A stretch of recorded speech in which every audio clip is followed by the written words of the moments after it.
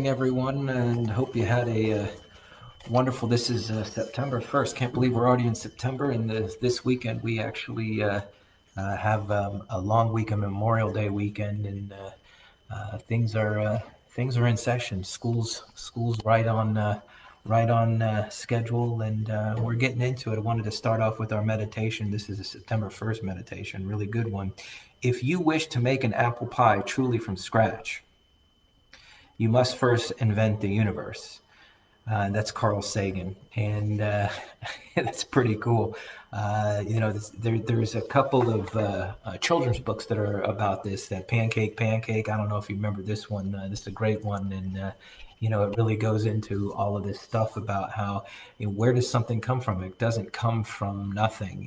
We don't just end up where we are based on just one thing. It is a series of you could say coincidences, you could say God, you could say whatever, but you don't end up just in Carl Sagan's example, you don't end up with an apple pie without everything starting from the very, very beginning. And we are, we are a part of something. And I just think that's really important for all of us to constantly remember that we are a part of something, and not necessarily.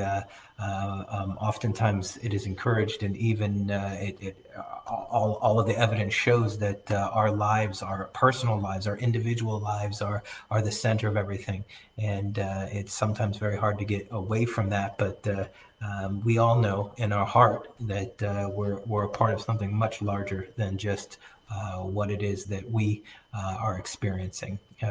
So, in any event, we'll get started with our our learning today. We're in chapter 5. We're in Pirkei Avot, chapter 5, and this is there's 6 chapters, so we're moving right along. And so we're in chapter 5, Mishnah 16. Last week, it's already been a week, we talked about love, and we talked about the importance of different kinds of love, but anything that is dependent, love that is dependent on something specific, if that something specific goes away, what happens to the love? And so now we're on 16. Any controversy, and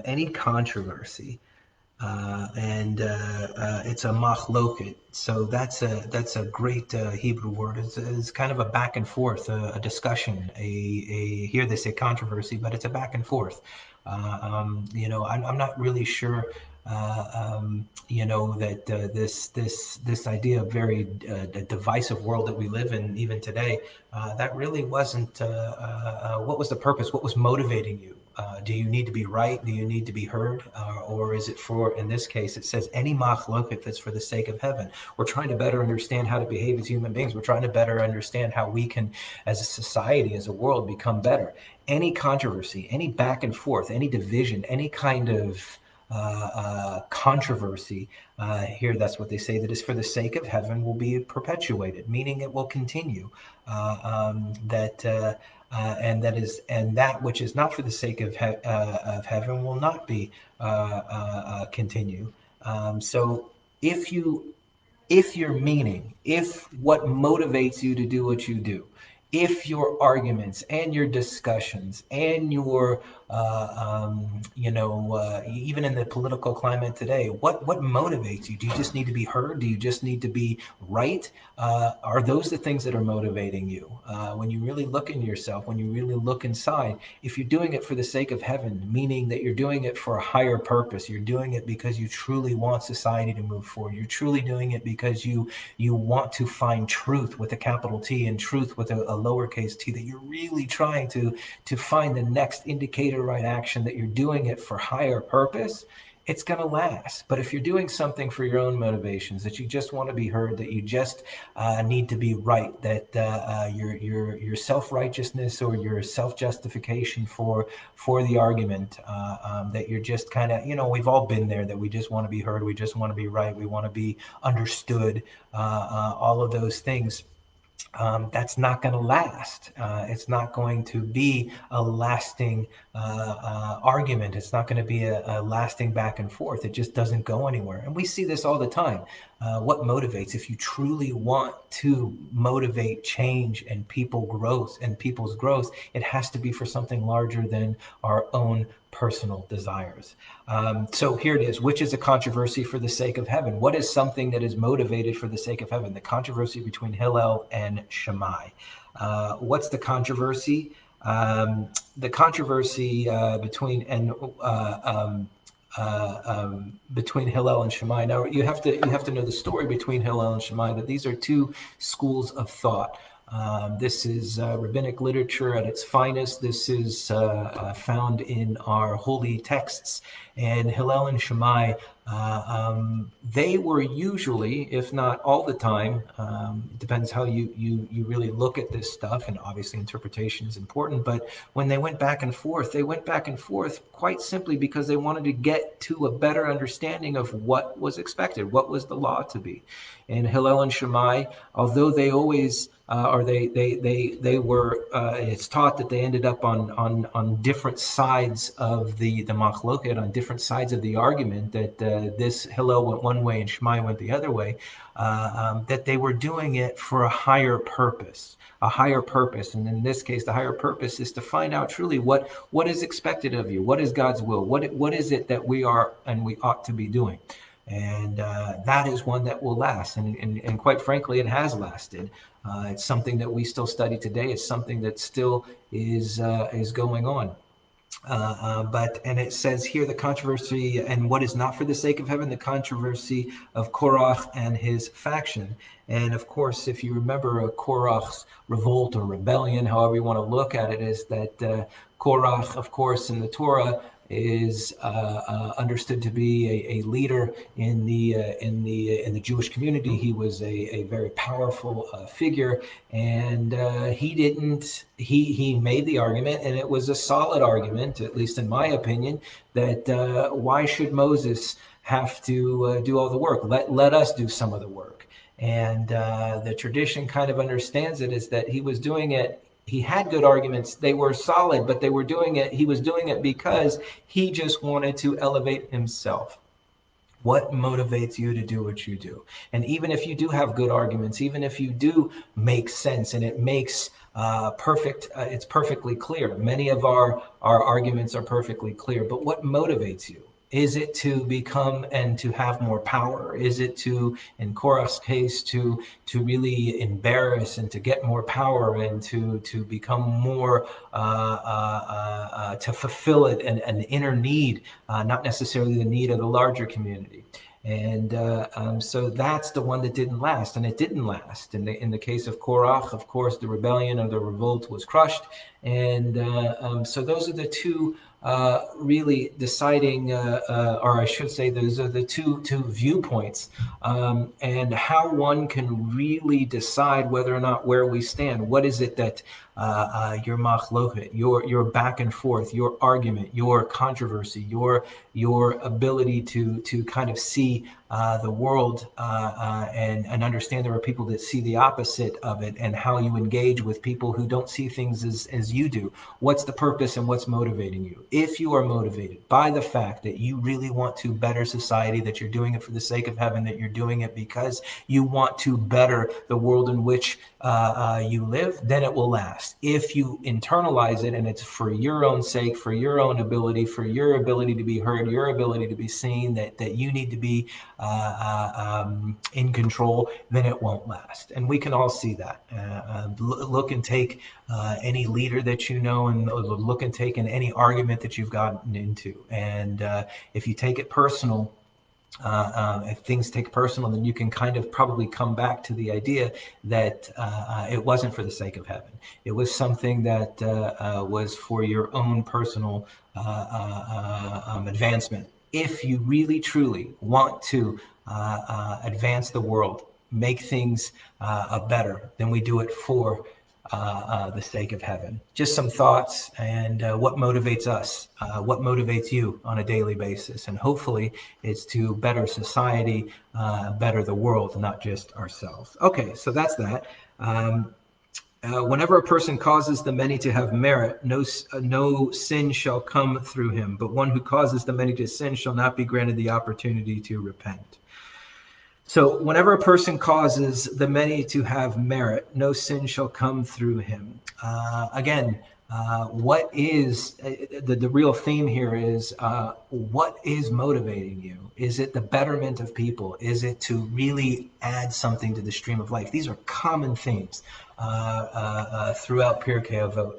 And when we talk about any morals or ethics, it's really what drives you as a human being. And I am always kind of harping on this idea that what motivates me to do the next indicated right action is the idea that service is for all, I should say most, because not all is a strong word, but most spiritual disciplines is being of service, is to get out of oneself. That there is within us this the sense of self can be overwhelming. Therefore, we be of service to the other. When we are of service, then we truly are able to find the energy to serve God and the others about us.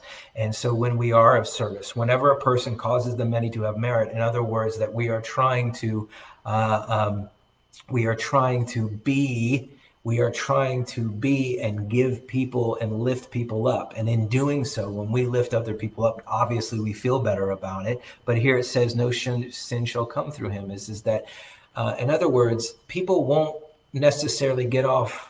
They can make mistakes, they can go down the wrong path, they can do that. But if you're lifting people up, then we are lifting the tide as a whole. And I just want to say on the side is that a lot of this stuff is foreign to us because we live in a world in which, in modern liberal democracies, the individual is really is so central.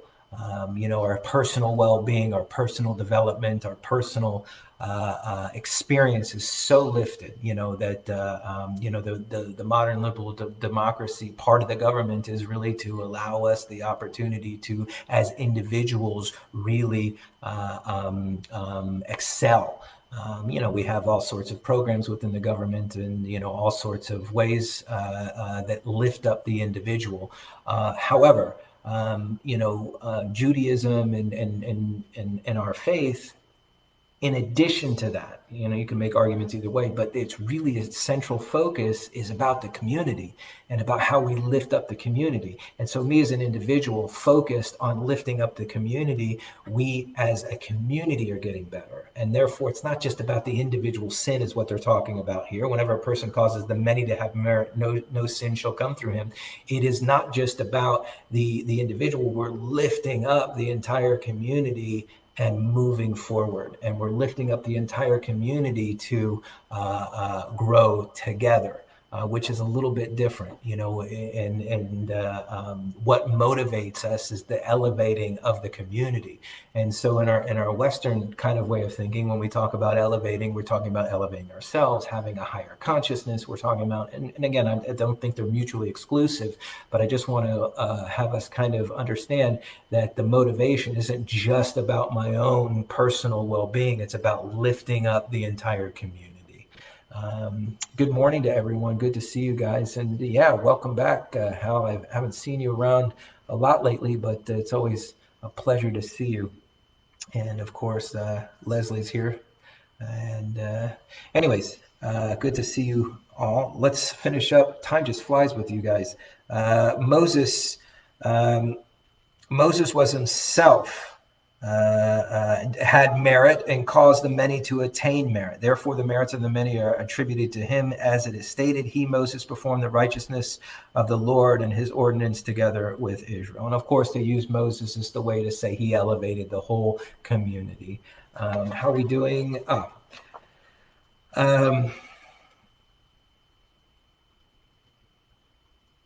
Yeah, let's do this. We're on 17. Whoever possesses the following three characteristics is of the disciples of Abraham, our patriarch. Anyone who does not possess the characteristics is a disciple of the wicked Bil'am. So if you think about it, how do we know what is Abraham?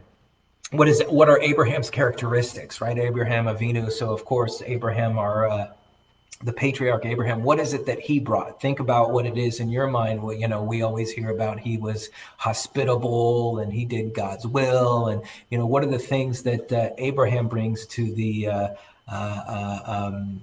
table before we even look at what the Mishnah says? And then, of course, Bilam. What did Bilam do?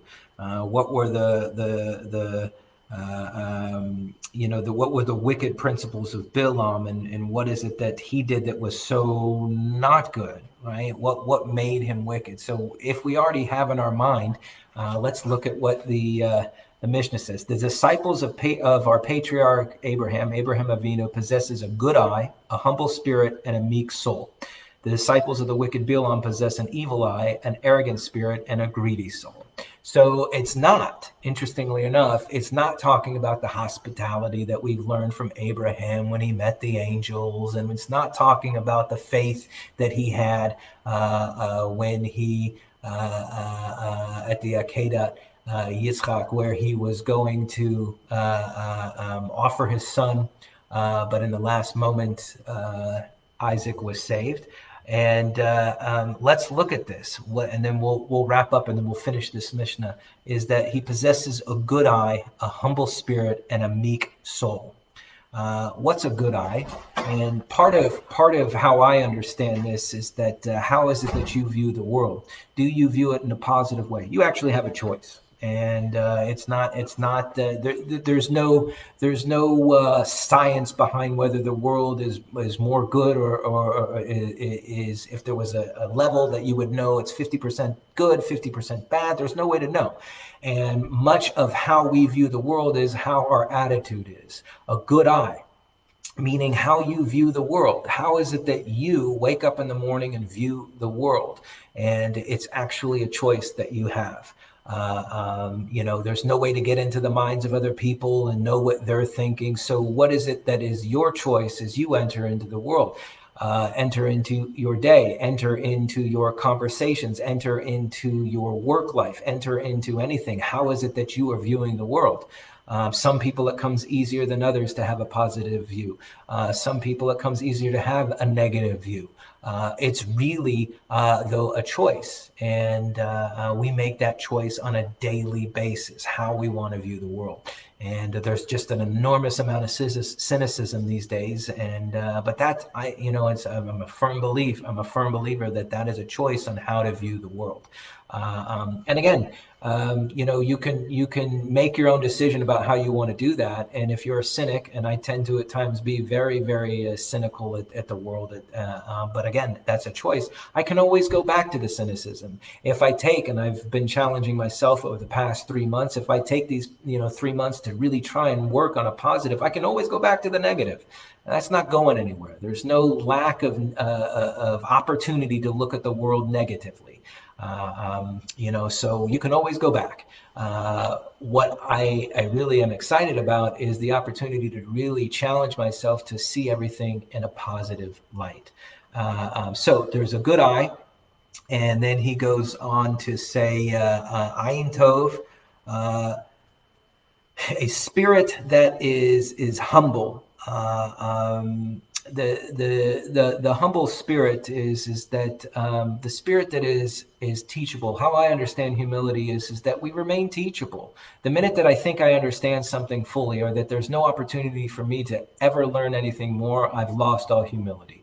To have the attitude that I am able to continue to learn, and that there is something that I can always learn more about, even if I think I'm the master and the best, and I can do everything that could possibly be associated with this individual thing.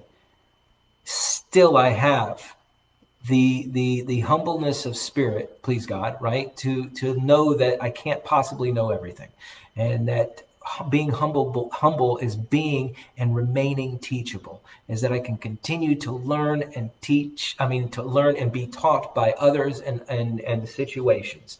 That's what it means. So Abraham, of course, was able to maintain that, to be teachable, to be servant-minded, to be able to understand that he doesn't know all that is possible. Okay, so then the final thing is being meek of soul, but the nefesh, it's not necessarily meek. It's more. Um, I don't know if it's bent over, but just the opposite of, let's say, pride, and that the soul shouldn't be so prideful. That, in other words, um, it's not the humility. It's not just being remaining teachable. It's really remembering where you came from, and remember that Abraham came from Ur Kasdim. He came from a place of idols. He came from a place in which everything was going against what he believed. And he took Lech Lecha. He took that first step. He took that moment, that moment in time where he took a risk and tried something different. And I tend to believe that that dark period in Abraham's life, that period in which he struggled with where he came from, that period in which, at least the Midrash talks about, he really went out of himself to prove and to have that integrity, so that he smashes the idols, and then he goes on his way. I think that is a lesson for each and every one of us, that he, I don't believe, ever at any time forgot where he came from. And knowing that he came from those roots, came from that dark place, came from that place in which he had to make a decision, and he didn't look back, and he went forward. I don't think he ever forgot that. And I think that guided Abraham through his entire journey. Because that is why we really say, go into yourself and make this journey. Lech lecha, go on this journey that you're going, and who knows where it's going to go. Don't forget where you came from. Have the humility, and take one step at a time, and figure out along the way how you're going to get to that next step, and how you're going to get to that next place. And I think that that's really what they're talking about here, is that he kept a positive attitude. He kept looking for the good in others, and the good in himself, and the good in the world. And he really remained teachable. And when you have those two things, then that's the right path. That's the path that you, Lech Lecha, that you can go on. We'll look tomorrow at maybe the opposite side of this. I don't ever like ending on a negative note. So let's look at what path we're choosing today. Hopefully, it's a day of positivity, looking at the good, find something to continue to learn today, and that we will take a risk today. Have a great day.